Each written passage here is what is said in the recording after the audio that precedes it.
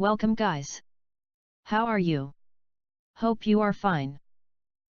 Today I will talk about a very easy way to ask questions for children using PowerPoint. Using shapes to make a train and 2 text boxes. Using a train with 5 seconds for reading questions and 30 seconds for thinking and 10 seconds for reading answer. Let's see how it works.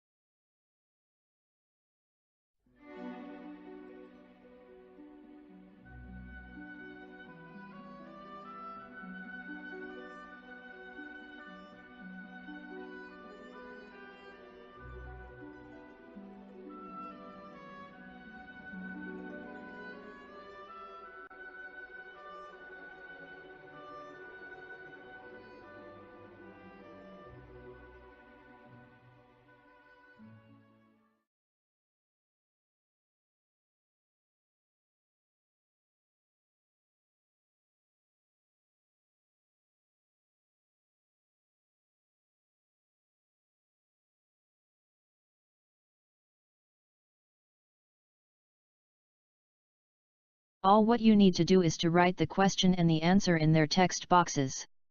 Just like that. The program's link in the description. See you.